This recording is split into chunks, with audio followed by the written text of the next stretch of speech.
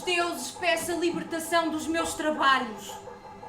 Desta guarda que monto vai para um ano, na casa dos Atridas. Já aprendi a conhecer a Assembleia dos Astros Noturnos, sei tudo dos seus ocasos e dos seus nascimentos. E agora, aguardo o sinal de fogo que trará de Troia a notícia da sua conquista. Assim eu determino o coração de uma mulher de máscula vontade, cheio de expectativa. Quando mudo de lugar, variando o meu leito úmido de orvalho, que não é vigiado pelos sonhos, pois é o terror que me assiste e que me impede de cerrar firmemente as pálpebras. Quando tento cantar qualquer coisa como remédio contra o sono, então choro, deplorando a triste sina desta casa que já não é como dantes excelentemente governada. Que surja enfim a libertação dos meus cuidados, com a aparição do fogo no meio das trevas. Salve ao facho, que fazes brilhar na noite a luz do dia, anunciando em Argos muitos coros de danças. À mulher de Agamemnon, digo que se levante o seu leito o mais depressa que puder, para fazer entoar no palácio um grito de bom augúrio. E que, pelo menos, me seja permitido apertar a mão do chefe desta casa, finalmente regressado. O resto calo. Um grande boi pesa sobre a minha língua. A própria casa, se tomasse voz, falaria muito claramente. Eu falo de boa vontade com os que sabem. Com os que não sabem, eu esqueço tudo.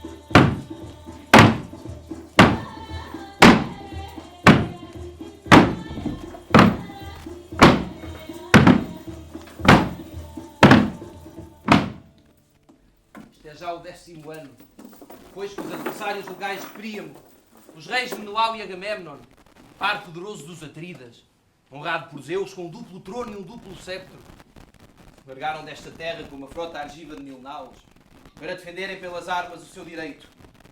Soltavam grandes gritos de guerra dos seus corações irados, como abutres que aldarem pela falta de ninhada sobre bons ninhos.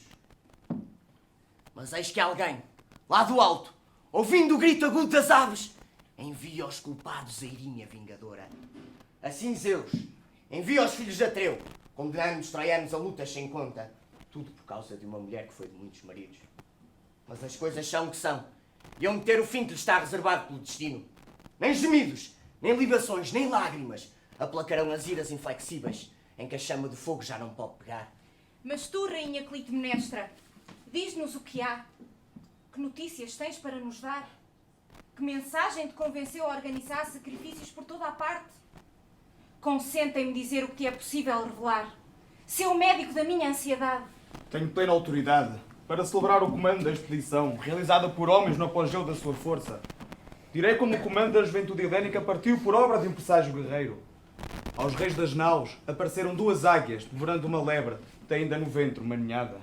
Vendo esta cena, o prudente adivinho do exército reconheceu nos devoradores da lebre os 2 chefes da expedição.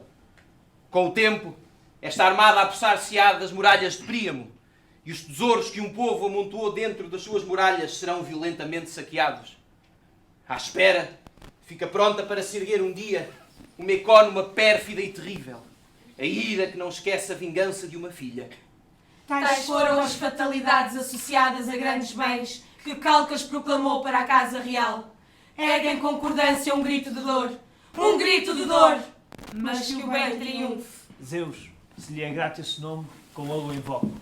Foi Zeus que guiou os homens pelos caminhos da prudência, através do sofrimento. Foi assim que o mais velho das naus aqueias preferiu dobrar-se à sorte que o feria, a resistir a um adivinho. Os ventos do Strímon provocaram as funestas demoras, a fome, os ancoradores difíceis e, com o tempo, consumiam a flor dos argivos.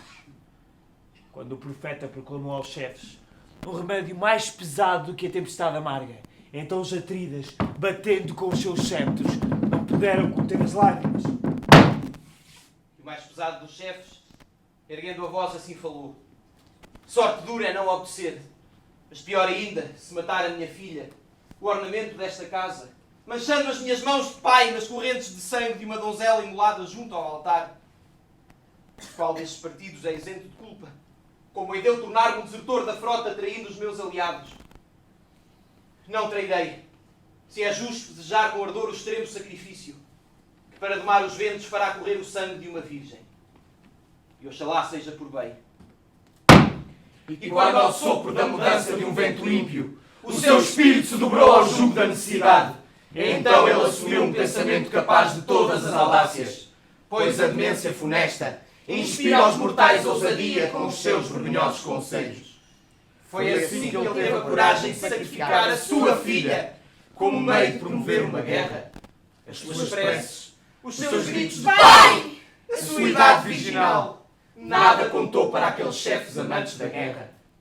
Feita a oração aos deuses, o pai ordenou aos servos que, como uma cabra, a sustentassem em vigor, por cima do altar, envolta nos seus vestidos, inclinada para a terra, vigiando a bela proa da sua boca, de modo a impedi-la de lançar sobre a casa uma voz de maldição.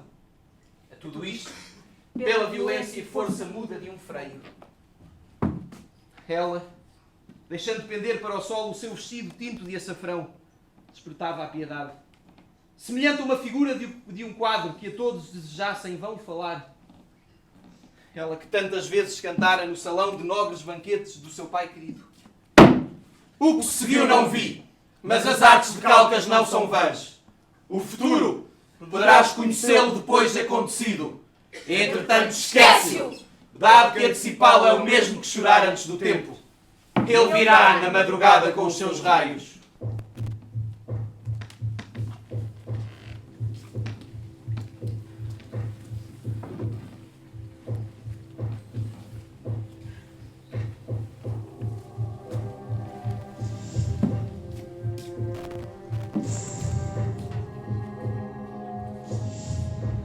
Vim, Clitemnestra, para prestar uma homenagem ao teu poder, já que é justo honrar o poder de uma esposa quando o trono do marido está deserto. Mas porque mandaste organizar sacrifícios, recebeste acaso alguma boa notícia? Teria muito gosto em saber, mas se não me quiseres contar, não te levarei a mal. Que Aurora seja mensageira de boas notícias.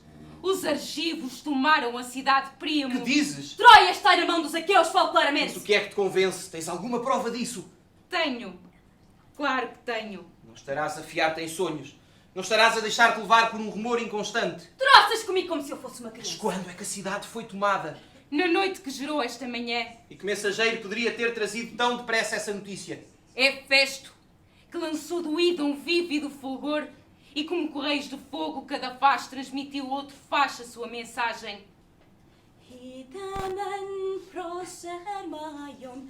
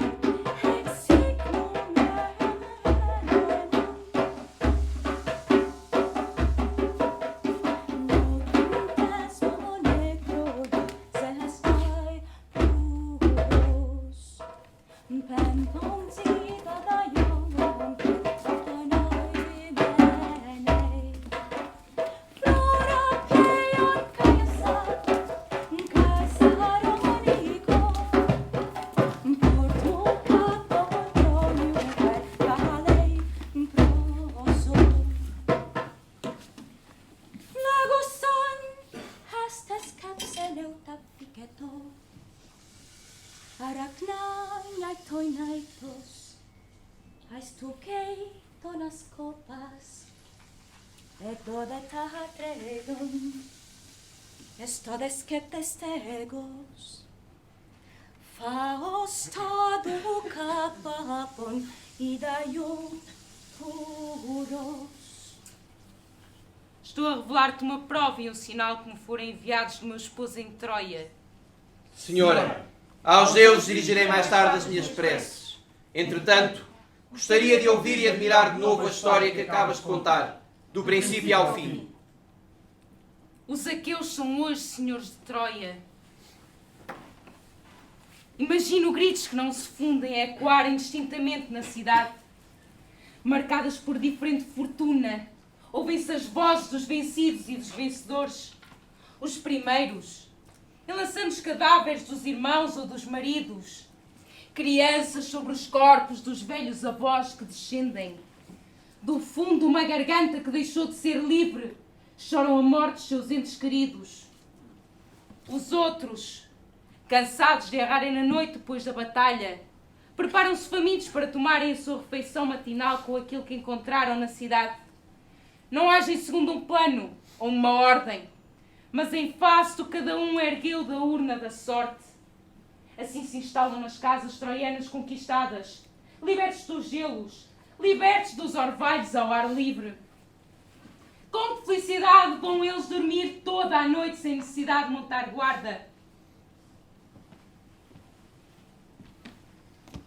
Que não se abate, entretanto, sobre eles o desejo de destruírem aquilo que devem preservar, pois ainda têm que chegar sãos a casa. Se o exército partir sem ter cometido falta contra os deuses, talvez fique sem consequências o sofrimento causado aos mortos, a menos que algo mal inesperado sobrevenha. Isto é o que uma mulher tem para te dizer. Os meus votos são para que o bem triunfe e que o possamos ver sem incertezas. Gozar o presente é o que mais neste momento posso desejar. Senhora, falas com a sensatez de um homem sábio. Ante essas provas seguras que me deste, estou enfim pronto para glorificar os deuses.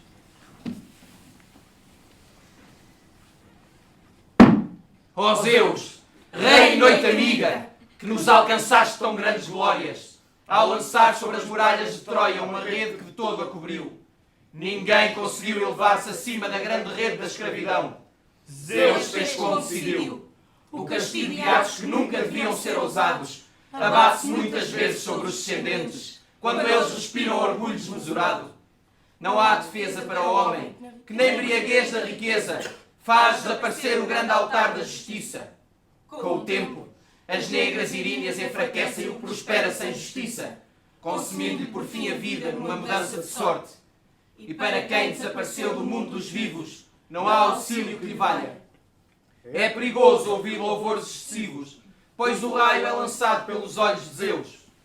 Que eu não seja destruidor de cidades, ou me veja na situação de escravo às ordens de um vencedor. Portador de boas notícias, o fogo já espalhou pela cidade o seu rápido rumor. Mas quem sabe se o que sou é verdade, ou não passa de uma mentira dos deuses. Demasiado crédulo, o espírito feminino tem limites rapidamente transpostos, e por isso, uma notícia saída da boca de uma mulher tem rápida morte. Depressa saberemos se os sinais luminosos transmitidos pelo fogo dos achotes fluorescentes são verdadeiros, ou se esta luz deliciosa veio enganar, como um sonho, o nosso espírito. Eis que vindo da costa chega um arauto, e a poeira sequiosa assegura-me que desta vez é da boca do recém-chegado que brotará mais claramente a alegria. Ou então, mas eu não quero considerar a hipótese contrária.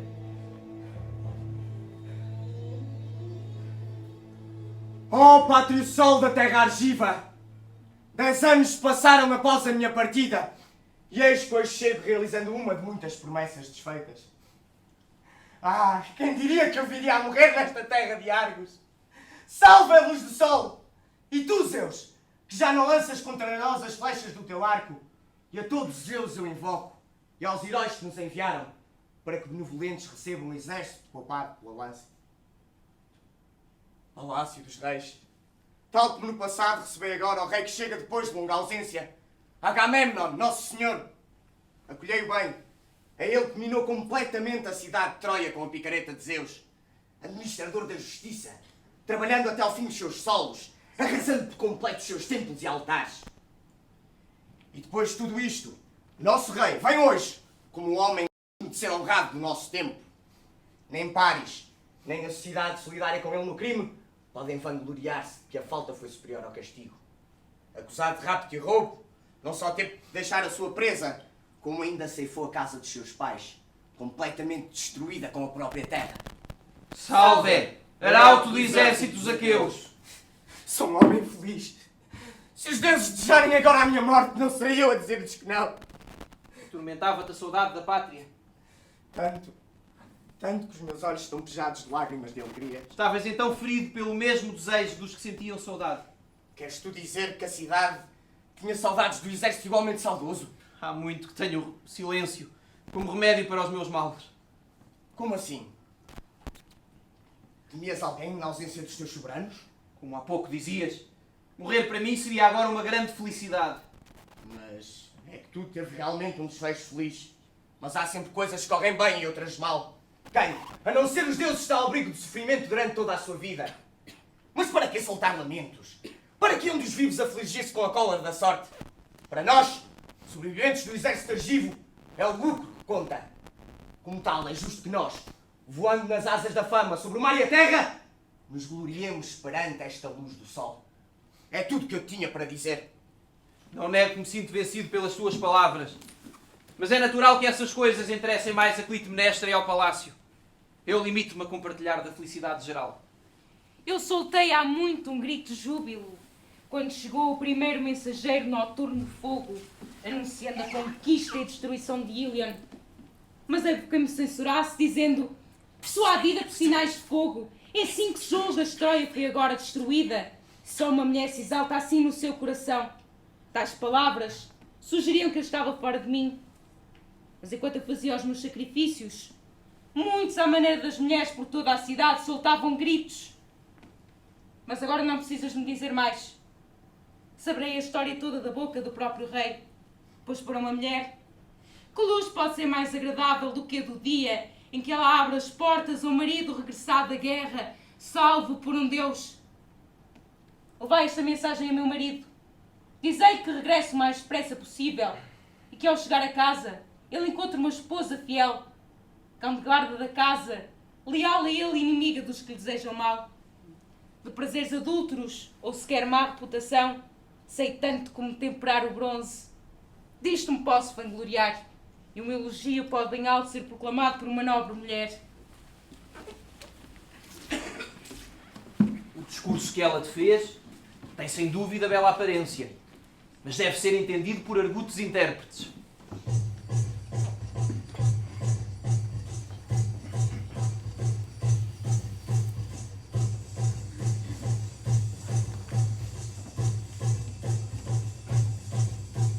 Helena, destruidora de navios, destruidora de homens, destruidora de cidades.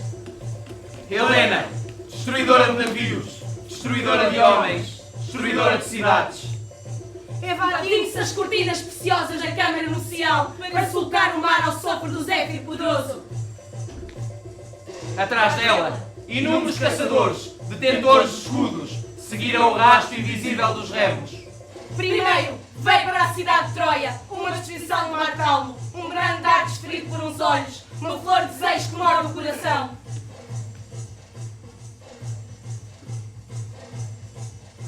Helena! Helena! Helena! Helena! Helena! Helena! Revela ao mar o fim das núpcias! Destruidora de navios, Destruidora de homens! Destruidora de cidades! Ela é o colono funesto, uma marinha que traz lágrimas às noivas! mas a justiça brilha nas casas sujas de fumo e preza a santidade da vida. Das mansões cobertas de ouro, em que há mãos sórdidas, ela desvia os olhos, desprezando o poder da riqueza, com a falsa aparência do louvor.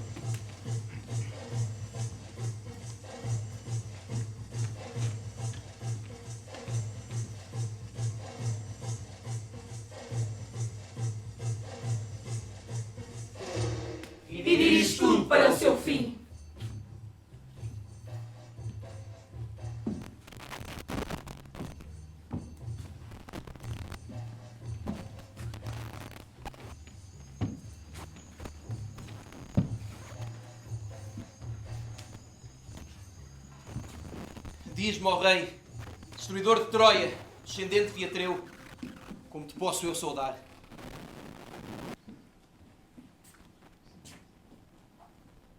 Muitas pessoas há que apreciam mais o parecer do que o ser, ultrapassando assim os limites da justiça. Mas a quem é bom conhecedor do seu rebanho, não iludem as atitudes daqueles que, aparentando um espírito leal, o adulam com amizade.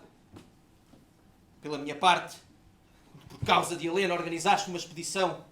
Tracei de ti o retrato pouco agradável de quem não governava bem o leme da razão. Tentado, pelo sacrifício da vida de homens, a resgatar uma mulher de audácias voluntárias. Mas agora, é do fundo da alma e com amizade que eu te recebo e saúdo os que executaram bem o seu trabalho. Entretanto, se te quiseres informar, virás com o tempo a saber quais foram os que, na tua ausência, respeitaram ou não a justiça. É justo que eu comece por saudar Argos e os deuses da terra, corresponsáveis comigo pelo meu regresso. O fumo é tudo quanto resta da cidade conquistada. Punimos um rapto insolente e por uma mulher reduzimos a pó uma cidade. Nós, a fera argiva, o povo portador do escudo. E vencendo de um salto a muralha, o leão voraz lambeu até ficar farto de sangue real. Quanto aos teus sentimentos, concordo. E tens-me ao teu lado como defensor, pois não há muitos homens capazes de suportar sem inveja um amigo afortunado. A minha experiência diz-me, familiarizado como estou com o espírito das relações dos homens em sociedade, que aqueles que pareciam ser muito afeiçoados não passam da imagem de uma sombra.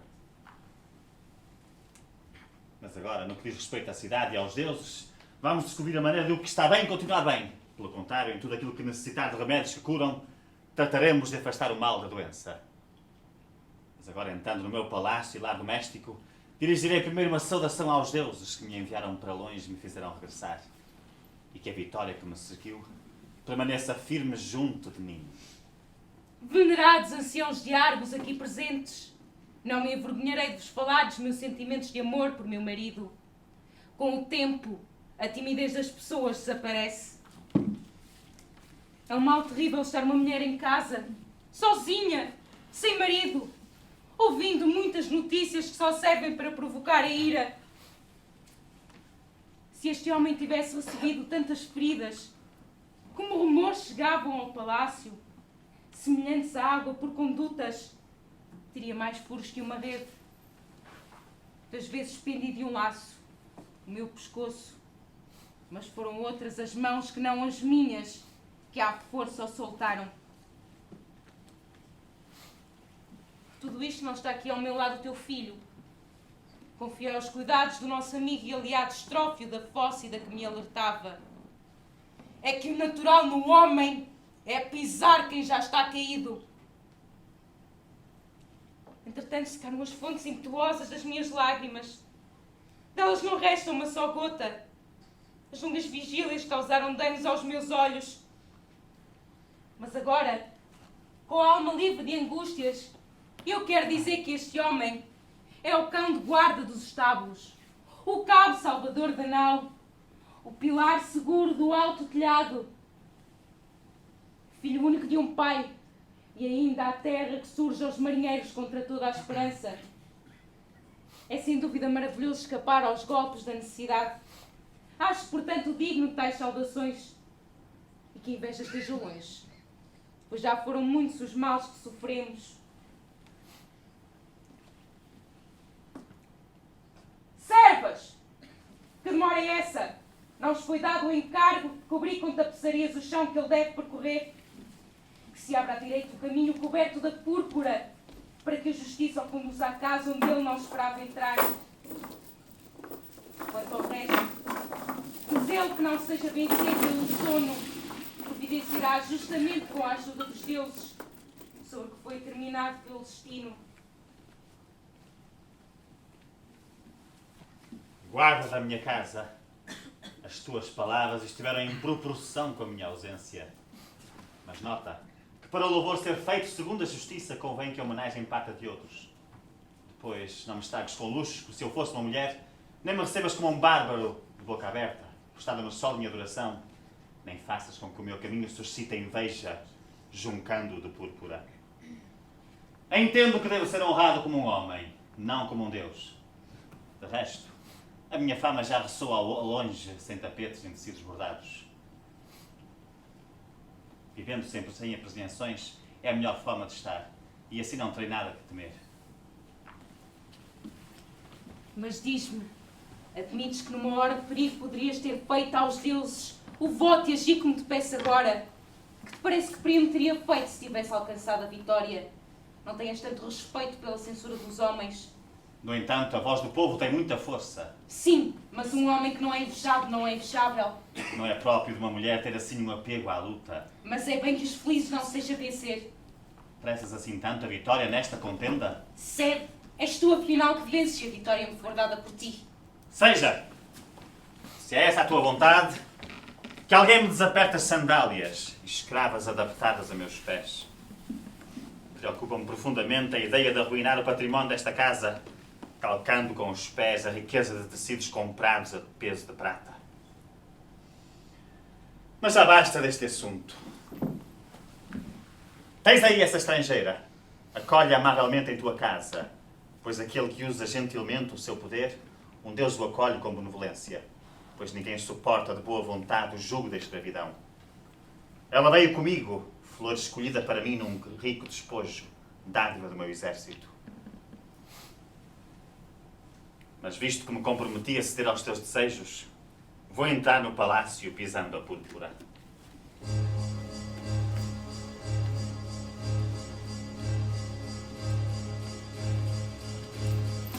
Ao mar, e quem o esgotará? Que alimenta o suco da púrpura com que se tingem os tecidos. A nossa casa, ó rei, está em condições de expor destas riquezas, e é uma casa que não sabe ser pobre. Muitos mais tecidos teriam feito o favor de pisar, se isso me tivesse sido proposto quando eu imaginava alcançar a vida deste homem.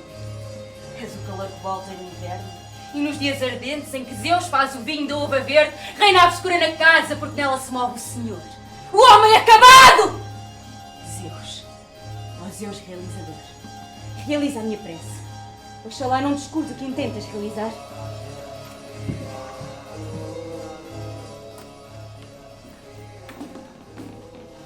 Entra também tu. É contigo que estou a falar, Cassandra. Diz que Zeus trouxe esta casa reunida aos mais escravos. Vá, não te mostres soberba. Da sorte de encontrar senhores cuja riqueza não é de ontem. Que eu sei contarem que fizeram uma boa colheita são normalmente cruéis para os escravos, os quais tratam com o maior rigor. Acabas de saber qual é o tratamento usual entre nós. É a ti que ela acaba de dirigir um claro discurso. Presa nas malhas do destino. Obedece, se tencionas obedecer. Mas talvez tu não queiras obedecer. Não tenho tempo para estar a perder aqui à porta. As ovelhas já estão perante o altar central, prontas para a inulação. E eu que não esperava vir a gozar desta felicidade. Portanto, se tencionas fazer aquilo que te peço, não percas tempo. Se não percebes as minhas palavras, então explica-te por gestos. A estrangeira parece necessitar de um hábil intérprete. O seu comportamento assemelha-se ao de um animal capturado. Que ela é louca! Então chega aqui vinda de uma cidade que acaba de ser conquistada e não sabe suportar o freio sem antes um manchar da sua espuma ensanguentada do furor. Eu é que não estou para gastar mais palavras para afinal ser insultada. Mas eu, que tenho pena dela, não me vou irritar. Vai, infeliz. Suporta agora a nova necessidade que o jugo te impõe.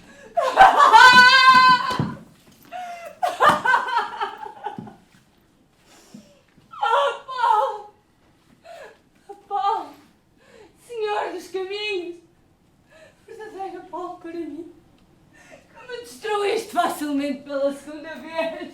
Porque gemos assim, com palavras de sinistro augúrio, invocando um Deus que só por inconveniência é associado a gemidos. Paulo,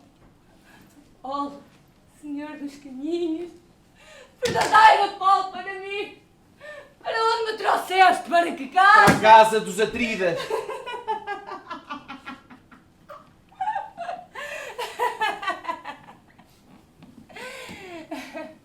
Uma casa que odeia os deuses, Testemunha de assassinos de parentes, de chão rubro disperso de sangue, cabeças cortadas, matador humano.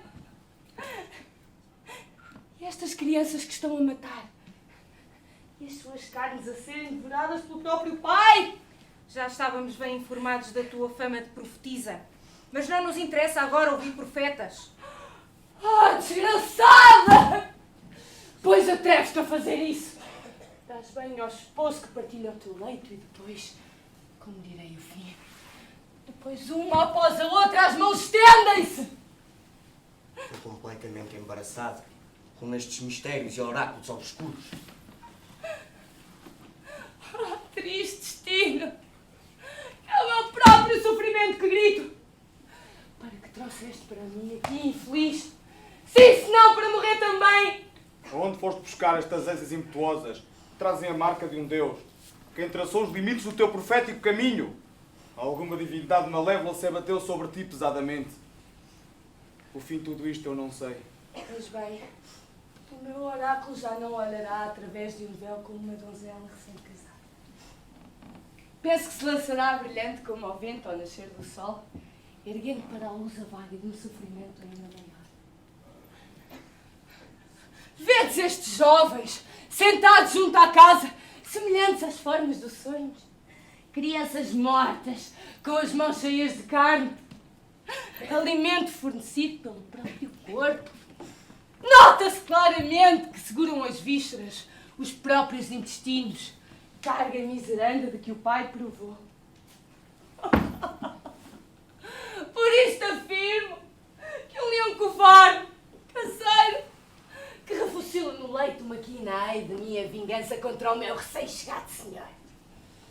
Mas o destruidor de Troia não sabe que a odiosa cadela, cuja língua espraiou em brilhantes discursos lhe prepara. Vede até onde vai a sua audácia! Fêmea assassina do macho, ela é o flagelo dos navegantes ou o meio do Hades que respira uma guerra sem entregas contra os seus. E como ela ergue um ar de triunfo, essa mulher capaz de tudo, como um guerreiro a quem a vitória lhe sorri no meio de uma batalha. Pouco importa se vos persuado ou não. A questão é esta. O que estiver previsto chegará e tu, lamentando muito em breve, reconhecerás em mim uma profetisa demasiado verdadeira. Quando aludiste ao vestido de Tiestes, compreendi e fiquei a perceber a verdade toda e sem disfarces. Quanto às outras coisas, eu corro atrás delas, mas perdi-lhes o rastro. Afirmo que verás a morte de Agamemnon. Oh, infeliz! Acalma a tua boca para ela não pronunciar essas palavras de mau augúrio. Tu vais fazendo votos, mas eles encarregam-se de matar. Qual é o homem que está a preparar esta coisa lamentável? Não há dúvida que perdeste inteiramente o rastro dos meus oráculos. Ah, como é terrível esta febre abate sobre mim! Esta leoa de 2 pés vai matar-me, infeliz de mim! Enquanto afia a espada contra o homem, ela jacta-se que há a minha morte em troca de eu ter sido trazida para aqui. Mas por que ostento eu, então, este escárnio de mim próprio? O bastão e as fitas proféticas à volta do meu pescoço. Vou destruir-te antes da minha morte. Mas não hei de morrer sem ser vingada pelos deuses. Alguém virá e punirá a minha morte. Fui destinado a matar a mãe, vingador do pai. Exilado, errante, estrangeiro na sua terra, ele virá propor a última pedra sobre as desgraças dos seus. Mas por que choro e me lamento assim? Depois de ter visto a cidade de Troia a ter a sorte que teve, e aqueles que a tomaram acabarem assim por decisão dos deuses, irei, suportarei a morte! A estes portões me dirijo como ao portão do Hades. Peço ao sol, frente à sua última luz, que os meus odiosos assassinos paguem aos meus vingadores não apenas a morte do meu senhor, mas a minha morte escrava que foi presa fácil.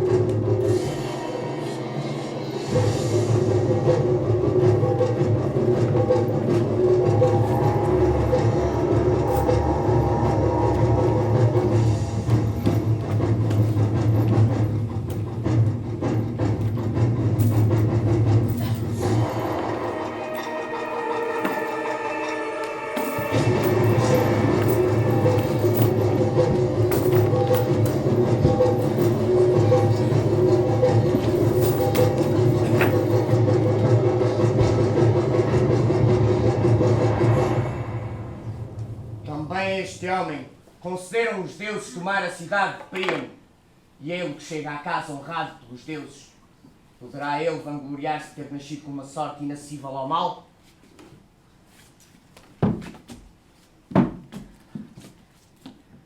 Não me envergonharei de dizer o contrário do que muito antes disse por conveniência. A hora de sanar a antiga disputa chegou finalmente. Agi. Não negarei. De modo ele não poder escapar ao seu destino. E em torno dele, como se de um peixe tratasse, lança a rede inextricável. Rico traz de morte e vibra-lhe 2 golpes.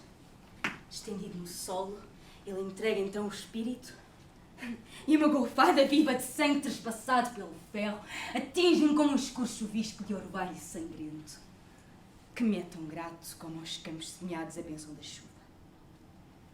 Sendo assim os factos, venerados anciãos de Argos aqui presentes, alegrai-vos, se quereis alegrar-vos. Eu glorio-me do que fiz. Admiramos a tua língua, a audácia das tuas palavras com que te jatas em relação ao teu marido. Estais a experimentar-me como se eu fosse uma mulher insensata. Mas falo-vos com um coração que, como sabeis, não conhece o medo. Aliás, vindo de vós, louvores ou censuras deixam-me indiferente. Este é Agamemnon, meu marido! Agora cadáver por obra de minha mão direita, justo artífice. E é tudo! Mulher, que alimento maldito criado pela terra, que beberagem proveniente do mar sempre em movimento, tu ingeriste para usar tais sacrifícios. Serás banida da cidade, objeto de ódio potente dos cidadãos. Os condenas-me ao exílio e botas-me ao ódio dos cidadãos e às maldições populares. Mas não tomaste tu nenhuma atitude contra este homem! Quando ele, despreocupado, como se tratasse da morte de uma ovelha saída da multidão dos teus rebanhos, sacrificou a sua própria filha! A dor mais cara das minhas entranhas é para encantar os ventos da Trácia! Não era ele que tu devias ter banido desta terra como castigo pelos seus crimes? Mas não, senhor. Ao tomares conhecimento dos meus atos, tu te arvoras em severo juiz. Digo-te, porém, que faças essas ameaças, tendo bem presente que estou preparada para tudo. Ou para ser dominada por quem me vença pela força, ou se um Deus ordenar o contrário, para te ensinar, embora tarde, a ser prudente! Visas alto nos teus desígnios, e o teu espírito está louco, manchado por um ato sangrento, como nos teus olhos se evidencia uma mancha de sangue. Para compensar o mal, terás ainda de pagar o golpe com o golpe. Atendo tu também à solenidade do meu juramento. Pela justiça que vingou a minha filha e pelas iríneas às quais imolei a vida deste homem, juro que em minha esperança não morrerá enquanto Egisto me for leal como dantes. Mas ele, o homem que me ultrajou, que fez as delícias das criseidas junto de Troia, e ao seu lado a sacerdotisa, a fiel concubina que com ele gastou os bancos da nau. O destino de ambos não deixou de ter o seu privilégio. Eu, já as como vedes, e ela, após entoar o seu último lamento de morte, está amorosamente estendida junto dele. Meu rei, como te hei de chorar? Do fundo do peito, amigo, que te direi? Jazes nesta teia de aranha, exalando a vida numa morte ímpia, dominado num leito indigno de um homem que brandiu a espada a 2 gumes. Não creio que possa considerar indigna a morte deste homem.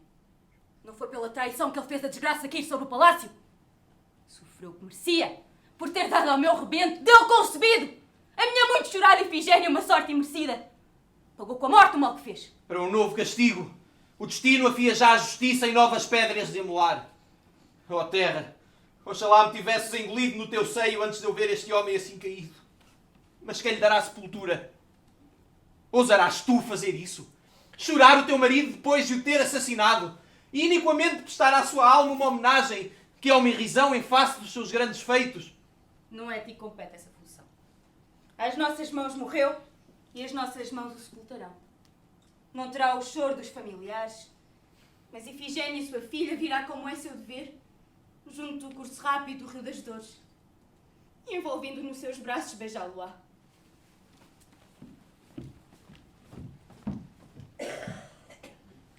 Ultraje responde a ultraje. Difícil é julgar. Quem rouba é roubado. Quem mata recebe a sua paga. Enquanto Zeus se mantiver no seu trono, manter-se-á a lei suprema de que o pecador tem que sofrer. Assim está superiormente determinado. Mas quem poderá expulsar da casa a semente da maldição? A raça está condenada ao infortúnio. Ao proferires esse oráculo, acertaste na verdade. Quanto a mim, estou disposta a aceitar estas coisas por mais difíceis que sejam de tolerar.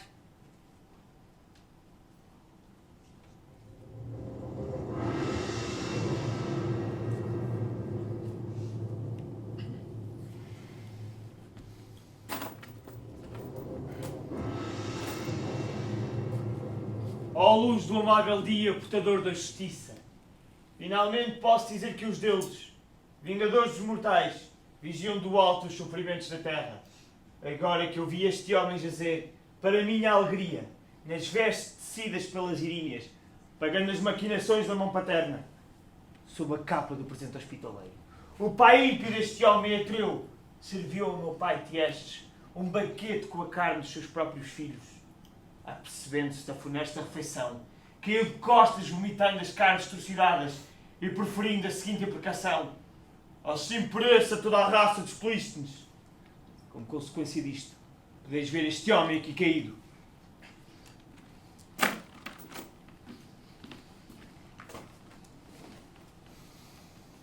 Mas a justiça trouxe-me, e sem entrar em casa pus as mãos neste homem, porque fui eu que teci toda a trama deste funesto plano. Reagisto! Não aprova a insolência no crime! Tu afirmas ter deliberadamente assassinado este homem e planeado sozinho esta morte lamentável. Pois eu digo que na hora da justiça a tua cabeça não escapará. Disso podes estar certo. Às lapidações e maldições do povo. E és tu que falas assim, sentado no último banco dos remadores, enquanto os que mandam ocupam o lugar do piloto. Velho como és, aprenderás a ser como é duro ser ensinado na tua idade. Quando a ordem é ser prudente. Não passas de uma mulher! Tu, que metido em casa, desonravas o leito do herói, ao mesmo tempo que maquinavas a morte contra quem acabava de chegar da batalha, contra o chefe do exército! Estas palavras vão gerar-te muitas lágrimas. A tua língua é o contrário da de Orfeu, que arrastava tudo atrás de si, com o encanto da sua voz. Tu irritas quem te ouve com o teu ladrar insensato. Hás de ser levado para a prisão e amassarás com a fome, odiosa companheira das trevas. Como se tu, alguma vez, pudesses vir a ser senhor dos argivos. Tu, que tramaste a morte deste homem, mas não tiveste coragem, alma cobarde, de agir com a tua própria mão. Foi uma mulher, nova desta terra e dos nossos deuses, que o assassinou. Não estará Orestes vivo, para regressar aqui com a sorte propícia e dar a ambos a morte com o seu braço triunfante. Está bem, uma vez prestes decidida a atuar e a falar assim, vais aprender imediatamente. Guardas, temos trabalho à vossa frente. Cada um empunha a sua espada. Eu empunho a espada e estou pronto para morrer. Falas da tua morte? Essa perspectiva sorri-nos. Não, ó mais querido dos homens, não façamos mais desgraças. Basta de amarguras, não nos manchemos mais de sangue. Mas estes precisam de colher... velhos, para a vossa casa, antes que a ação vos traga sofrimento. Ainda assim, estes precisam de colher o fruto da sua língua vã, ao preferirem tais palavras que põem à prova a sua sorte. Não seria próprio de Argivos adular o vilão. Sabe que ainda me ia vingar ti. Não! Se os passos de Orestes se dirigirem para aqui! Eu sei que os exilados se alimentam de esperanças. Continua a engordar, mas chama a justiça enquanto podes. Ainda me has de pagar por esta loucura. Vangloria-te! Mostra-te corajoso, como um galo ao pé da galinha. Deixa ladrar à vontade. Agora que somos senhores desta casa, entrará tudo na ordem.